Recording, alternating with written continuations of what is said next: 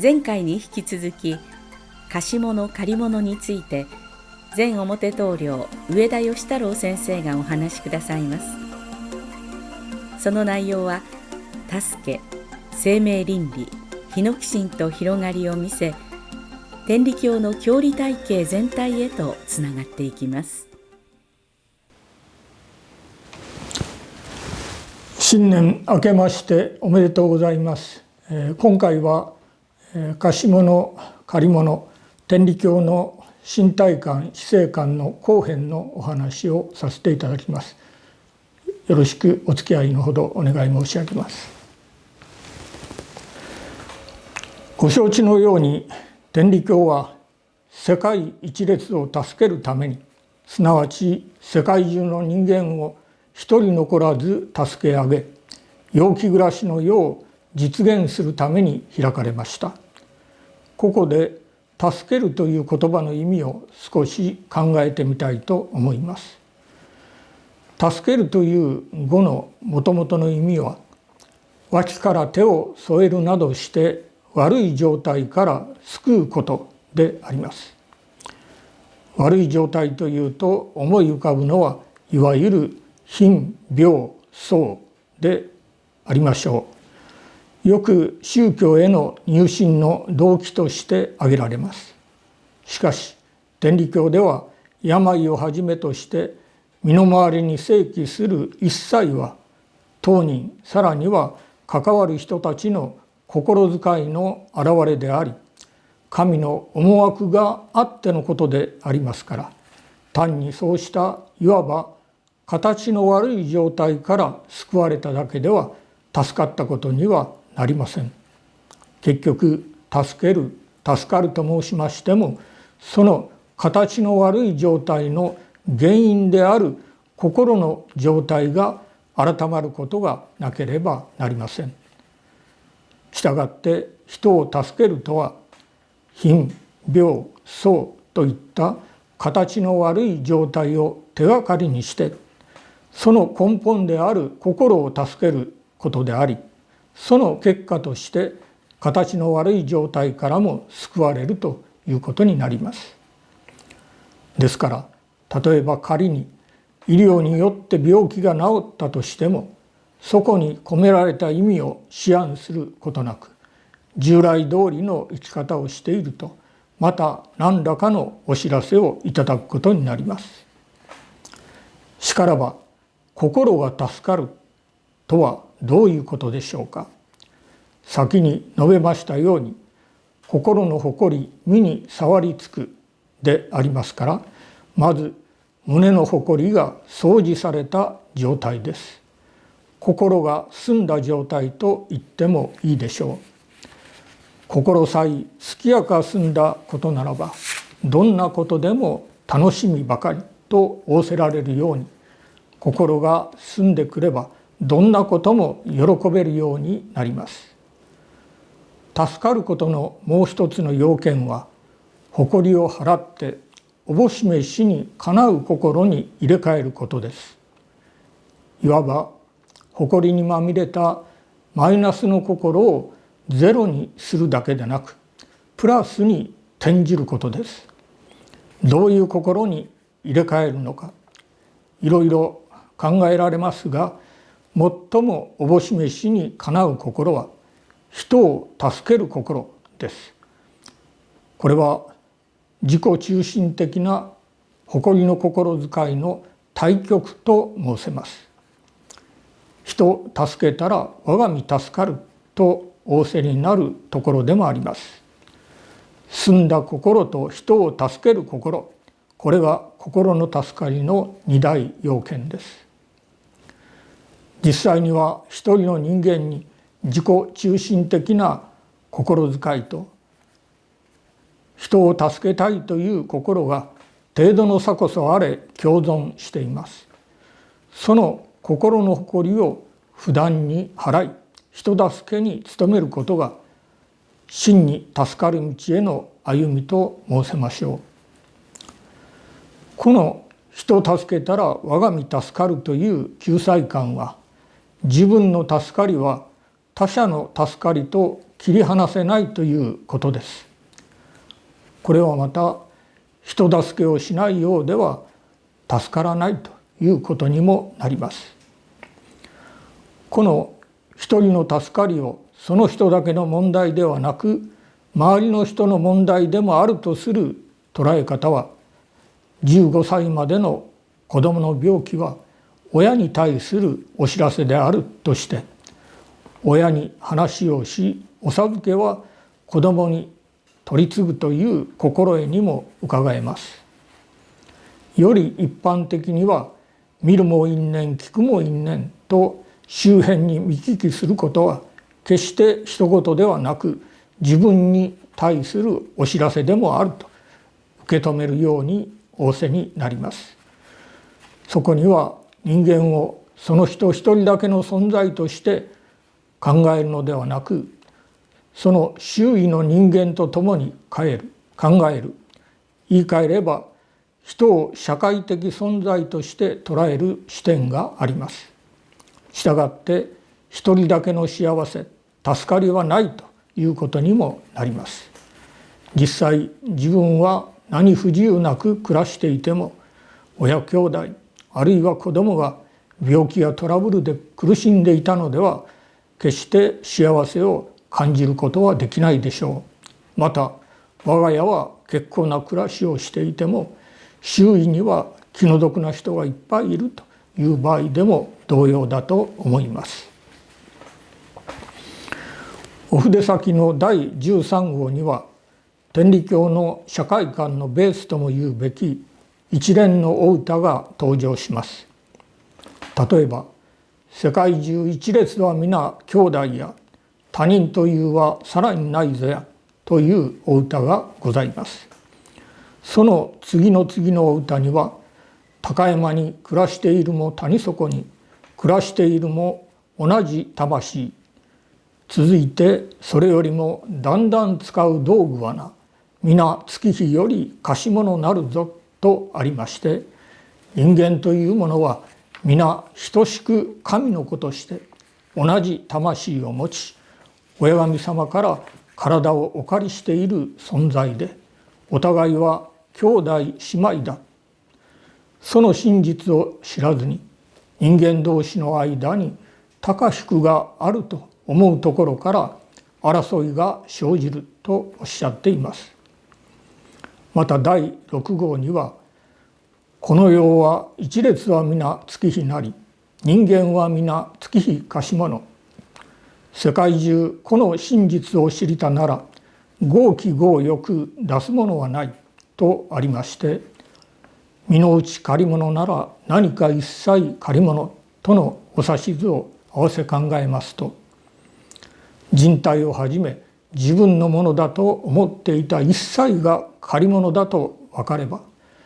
強欲に走るものはないとの仰せであります。世の人々がこの真実を知れば、少しでも多く我が物にしようとする金銭欲、物欲もよほど抑えられることになるのではないでしょうか。争いの多くが欲のぶつかり合いであることを思うと、重要な示唆を含んでいると思います。松井孝文という方がレンタルの思想という本を出しておられます。物を個人で所有するという考え方から、使うときに借りるという発想に転換すれば、限りある資源を有効に利用できるという提案です。一脈通じるものがあるように感じます。以上、貸し物借り物の教理に基づいて述べました身体観は、まず脳死、臓器移植、妊娠中絶、出生前診断といった生命倫理の問題を考える基準になるものです。また死刑の存廃や先頃話題になった安楽死の問題にも関わりがあります。こうした今日のホットな問題に対しても考える枠組みを提示してくださっている教理であります。ここでお断りいたしますが、これは例えば中絶は絶対にしていけないといった議論の仕方ではないということであります。中絶は好ましくないが、母体を守るためにやむを得ずといったそこに至る経緯、原因が問題だということです。病気のせいならば、まずその病気の意味するところをしっかりと思案し、人となるはずの命をやむなく絶つことへのお詫びと償いの気持ちを持って生きることが大切だということです。臓器移植について言えば、人間の体にはその人の心遣いと因縁が刻まれているのでありますから、体はその人固有のものです。元来他人の臓器と取り替えるべきものではないと思います。それが拒絶反応として現れるのではないでしょうか。医療の進歩は免疫抑制剤を使うなどして移植を可能にしていますが、いろいろと問題は残されているようです。しかし天理教的に言えば、移植をしてはいけないというのではなく、他人の臓器をもらわなければならないような病気、すなわち神様からのお知らせをいただいたことをよく思案するようにということであります。世の宗教の中には、現世や肉体を卑しいものと見て、極楽や天国といった死後の世界に重きを置く教えが少なくありません。以前、ルターの宗教改革が始まった町マールブルクを訪ねた時、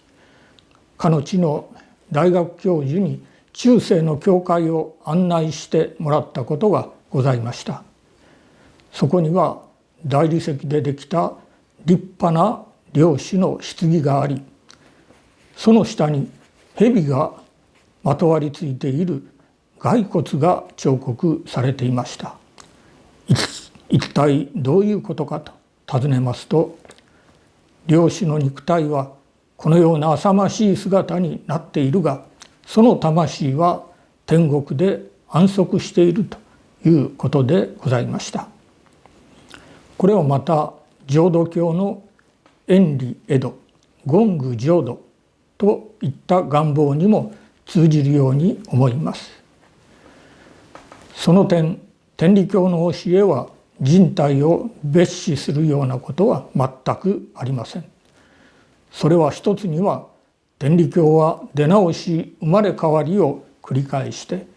いつの日かこの地上に陽気暮らしの世界を実現するという教えだからであります。身の内離れて神はなしと申しますが、人体にはいわば神の働き、守護が凝縮されているのであります。養牧科学者の村上和夫氏、この方は学士院賞を受賞され、文化功労者でもあられますが、その言葉を借りれば、人間が生きていること自体、宝くじの一等が1万回連続して当たる以上に奇跡的なことだとおっしゃいます。人体の営みは、その精妙さは知れば知るほど驚かずにはおれません。その体を借り、日々結構に使わせていただいていることに感謝し、その感謝の思いを行いに表すことを日の寄進と教えられます。寄進は一般的には神仏に金銭や物品を備えることです。しかし天理教では、身の働きをもってする神恩奉謝の行為を寄進としてお受け取りくださいます。御神楽歌に、何か珍しい土持ちや、これが寄進となるならばとあります。木庫で土を運ぶ行為が寄進になるということです。これならば老若男女誰にでも心さえあればできます。貧しい人にもできます。日野鬼神は天理教信仰の活動的な性格をよく表す信仰実践です。この日野鬼神の精神は、おじばや教会はもとより、地域でのさまざまな日野鬼神に、さらには阪神・淡路大震災や東日本大震災で活動した災害救援日野鬼神といった諸活動に発揮されています。ごや様はお助けをいただき、ご恩返しを申し出る人にはいつも人さん助けなされやと仰せになりました。そこからいたしますと、ご恩に報いるという意味では、お助け、人助けは何よりの日野鬼神と申してもよいでありましょう。お助けといえば、今日では事情のお助けの比重も増していますが、伝統的には天理教はお授けの取り次ぎによって進展してきたという歴史がございます。お授けは病人に取り次いで、病の元である心をおぼしめしに沿うように改めることが眼目ですが、直接的には病気の治癒を願うものです。ここにも神の体の一部であり、その守護が凝縮されている肉体を大切なものとする天理教的なスタンスがうかがえます。事情のお助けについては今回は触れませんが、そのかなりの部分が家族をめぐる問題であり、その中心にあるのが夫婦の在り方です。お道の教えは夫婦の在り方について実に年頃にお教えくださっています。これからは家族のお助けをはじめとする事情のお助けにも積極的に取り組んでいくことになろうかと思います。またこの頃は健康的にも経済的にも恵まれているが、何かしら虚しさ、寂しさ、孤独感を抱えている人が少なくないと言われています。心の拠り所、人生の目標を持てずにさまよう人々に人類の親の教えを伝え、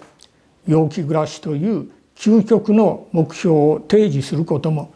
今後一層大切になるお助けだと思います。